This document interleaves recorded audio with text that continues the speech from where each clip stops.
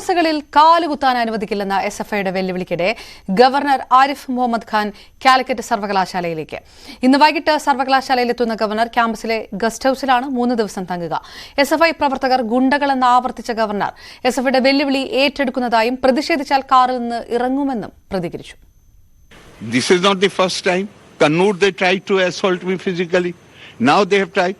I am sure that somewhere we have the higher judiciary in this country. Somewhere somebody will take notice of it suo moto.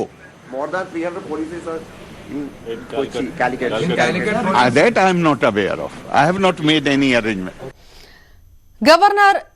ഗവർണർക്കെതിരെ ക്യാമ്പസിൽ SFI banner സ്ഥാപിച്ചു. Chancellor തിരിച്ചു പോകണമെന്നും സ്വാഗതം ചെയ്യുന്നില്ല എന്നുമാണ് banner. ഇങ്ങനെ RSSന്റെ പട്ടികക്കകത്ത് കോൺഗ്രസിന്റെയും UDFന്റെയും നേതാക്കന്മാർ വരുമ്പോൾ സ്വാഭാവികമായും ആ പൊസിഷനകത്ത് തുടരാൻ വേണ്ടി താല്പര്യമില്ല, ഇതല്ല ഞങ്ങളുടെ രാഷ്ട്രീയ നിലപാട് എന്ന് പ്രഖ്യാപിച്ച് രാജിവെക്കേണ്ട ആളുകൾ അതിന് ഇതുവരെ തയ്യാറാകുന്നില്ല. എങ്ങനെ UDFന്റെ നേതാക്കന്മാർ ആ ലിസ്റ്റിൽ ഉൾപ്പെട്ടു എന്നുള്ളതിനെ സംബന്ധിച്ച് ഈ ഘട്ടം വരെ വ്യക്തമാക്കുന്നതിന് വേണ്ടി പ്രതിപക്ഷ നേതാവ് ഉൾപ്പെടെ തയ്യാറാകുന്ന സ്ഥിതിയില്ല. പിന്നെ SFI എങ്ങോട്ട് സമരം നടത്തണം, SFI എങ്ങനെ സമരം നടത്തണം, SFIയുടെ സമരം ഏത് രീതിയിലായിരിക്കണം എന്നുള്ളതിനെ സംബന്ധിച്ച് തീരുമാനിക്കുന്നതിനുള്ള കരുത്ത് SFI സംഘടനാ സംവിധാനത്തിനുണ്ട്. ഈ സമരത്തെ അതിന്റെ അവസാന ഘട്ടം വരെ തുടർന്നു കൊണ്ടുപോകുന്നതിനുള്ള കരുത്ത് കേരളത്തിൽ SFIക്കുണ്ട്. അത് ഞങ്ങൾ മുന്നോട്ട് കൊണ്ടുപോകും. അതിന്റെ അപ്പുറമുള്ള വെല്ലുവിളികൾ അദ്ദേഹം ആവർത്തിച്ചുയർത്തിക്കൊണ്ടിരിക്കട്ടെ. അപ്പോൾ ഞങ്ങളെ സംബന്ധിച്ച് ഞങ്ങൾ ഈ സമരം ആരംഭിക്കുമ്പോൾ ഞങ്ങൾക്ക് ഉണ്ടായിരുന്ന ഒരു ഞങ്ങൾക്കൊക്കെ ഉണ്ടായിരുന്ന ഒരു ആശങ്ക അല്ലെങ്കിൽ പ്രയാസം ഒരു ചാൻസലറോട്, സർവകലാശാലകളുടെ മുഴുവൻ ചാൻസലറോട്, അത്രയും വലിയ ഒരു പൊസിഷനിൽ ഇരിക്കുന്ന ആളോടാണ് ഞങ്ങൾ സമരം ചെയ്യുന്നത് എന്നുള്ളതായിരുന്നു ഞങ്ങളുടെയൊക്കെ ഒരു പ്രയാസം. പ്രതിഷേധം കണക്കിലെടുത്ത് 300 പോലീസുകാരെ നിയോഗിച്ചിട്ടുണ്ട്. SFI നേതാക്കളുമായി പോലീസ് ചർച്ച നടത്തുകയാണ്. MS അനീഷ് കുമാർ വിവരങ്ങളുമായി ചേരുന്നു. അനീഷ്, തുറന്ന പ്രതിഷേധത്തിലേക്ക് ഇരുവശത്തു നിന്നും വിട്ടുവീഴ്ചയില്ലാത്ത ഒരു നിലപാടിലേക്കൊക്കെ പോകുന്ന ഒരു സാഹചര്യം, ഏത് രീതിയിലുള്ള ഒരു സമവായ ശ്രമമാണ് നടക്കുന്നത്? വിവരങ്ങൾ.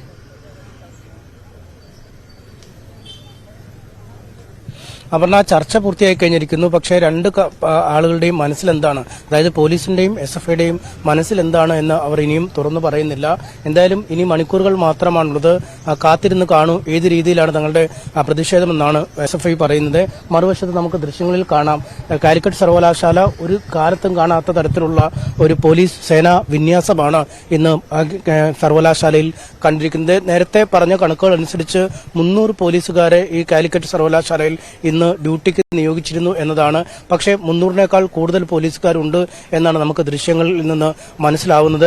പോലീസിന്റെ വാനുകൾ, നിരവധി വാഹനങ്ങളാണ് കിടക്കുന്നത്. കാരണം വിദ്യാർത്ഥികളുടെ എണ്ണം കൂടിയാൽ അവരെ അറസ്റ്റ് ചെയ്ത് നീക്കുന്നതിനൊക്കെ പര്യാപ്തമായ രീതിയിലുള്ള ഒരു വാഹനങ്ങളുടെ ഒരു പെരുക്കം തന്നെയുണ്ട്. ഒപ്പം വനിതാ പോലീസുകാർ, വലിയൊരു എണ്ണം വനിതാ പോലീസുകാരുമുണ്ട്. കാരണം SFI പ്രവർത്തകരിൽ ഗണ്യമായ രീതിയിൽ വനിതാ പ്രവർത്തകരും ഇന്നത്തെ പ്രതിഷേധത്തിന് എത്തുമെന്ന റിപ്പോർട്ടുകളുടെ അടിസ്ഥാനത്തിൽ തന്നെയാണ് അത്തരത്തിൽ വനിതാ പോലീസുകാരെയും വലിയ തോതിൽ വിന്യസിച്ചിരിക്കുന്നത്.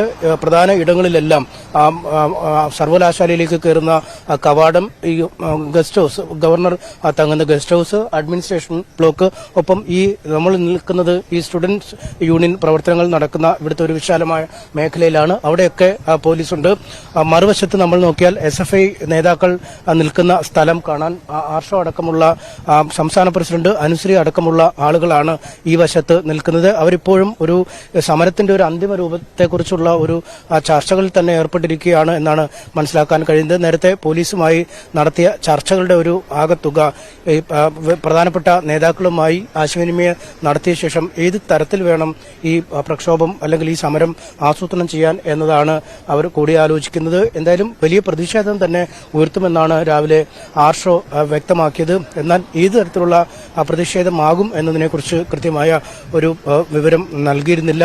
വിമാനത്താവളത്തിൽ ഏതാണ്ട് 6:15 ഗവർണർ എത്തുന്നത്. അവിടെ നിന്നും റോഡ് മാർഗം ആണ് ഈ ഗസ്റ്റ് ഹൌസിലേക്ക് വരുന്നത്. ആ വഴിയിൽ പലയിടങ്ങളിലും ഒരുപക്ഷെ കരിങ്കൊടി പ്രതിഷേധം ഉണ്ടാവാനുള്ള സാധ്യതയുണ്ട്. നേരത്തെ തിരുവനന്തപുരത്ത് സമാനമായ രീതിയിൽ കരിങ്കൊടി പ്രതിഷേധം ഉണ്ടായപ്പോൾ ഗവർണർ വാഹനത്തിൽ നിന്നും പുറത്തിറങ്ങി വിദ്യാർത്ഥികളോട് സംസാരിക്കുന്ന സാഹചര്യമൊക്കെ ഉണ്ടായി. എന്തായാലും അത്തരം സാഹചര്യങ്ങളും ഇന്ന് പൂർണ്ണമായും തള്ളിക്കളയാൻ കഴിയാത്ത ഒരു സാഹചര്യമാണ്. മറിച്ച് പ്രത്യേകം ഒരു സ്ഥലം വിദ്യാർത്ഥികൾക്ക് പ്രതിഷേധിക്കാനായി പോലീസ് നൽകുമോ എന്ന കാര്യത്തിൽ ഉറപ്പില്ല. അങ്ങനെയെങ്കിൽ ആ പരിധിക്കുള്ളിൽ തന്നെ പ്രതിഷേധിക്കുകയും പോലീസ് അറസ്റ്റ് രേഖപ്പെടുത്തി പിന്നീട് ഇവിടുന്ന് മാറ്റുന്ന അടക്കമുള്ള കാര്യങ്ങൾ ഉണ്ടാവുമോ, അതോ പ്രതിഷേധം മൂലം ഈ ക്യാമ്പസിനകത്തേക്ക് പോലും കാലുകുത്താൻ കഴിയാതെ മറ്റു ഇടത്തേക്ക് ഗവർണർ മാറുമോ എന്നതടക്കമുള്ള കാര്യങ്ങളുണ്ട്. എന്തായാലും ഇരു കൂട്ടരും നിലവിൽ യാതൊരു തരത്തിലുള്ള ഒത്തുതീർപ്പിനും തയ്യാറില്ല എന്നാണ് നമുക്ക് മനസ്സിലാക്കാൻ കഴിയുന്നത്. അതുകൊണ്ട് തന്നെ സാഹചര്യങ്ങൾ പ്രവചിക്കാൻ കഴിയാത്ത ഒരു അവസ്ഥയിലാണ്. എത്രമാത്രം വിദ്യാർത്ഥി പ്രാതിനിധ്യം അല്ലെങ്കിൽ എത്രമാത്രം വിദ്യാർത്ഥികളുടെ പങ്കാളിത്തം ഇന്നത്തെ പ്രക്ഷോഭത്തിൽ ഉണ്ടാവുമെന്നും അറിയാൻ കഴിയില്ല. എന്തായാലും 3 ദിവസം ഗവർണർ ഇവിടെ തന്നെ കാണും. ഇന്ന് വൈകിട്ടാണ് ഈ ഹോസ്റ്റലിലേക്ക് എത്തുന്നത്, ഈ ഗസ്റ്റ് ഹൌസിലേക്ക് എത്തുന്നത്. അതിനുശേഷം നാളെ രാവിലെ കോഴിക്കോട്ട് നടക്കുന്ന ഒരു വിവാഹ ചടങ്ങിൽ പങ്കെടുക്കുന്നതിനായി ഗവർണർ പോകും. തുടർന്ന് തിരിച്ച് വീണ്ടും ഗസ്റ്റ് ഹൌസിലേക്ക് എത്തുകയും മറ്റന്നാൾ ഉച്ചതിരിഞ്ഞ് 2:30ക്കാണ് ഈ ഭാരതീയ വിചാര കേന്ദ്രത്തിന്റെ ഏതായാലും ഗവർണർ സർവകലാശാല ക്യാമ്പസിൽ എത്തും എന്ന് വ്യക്തമാക്കിക്കൊണ്ട് അതും SFI പോലീസും തമ്മിലുള്ള ചർച്ചകൾ ഒരു വശത്ത് നടക്കുകയും ചെയ്യുന്നു. ഗവർണർക്ക്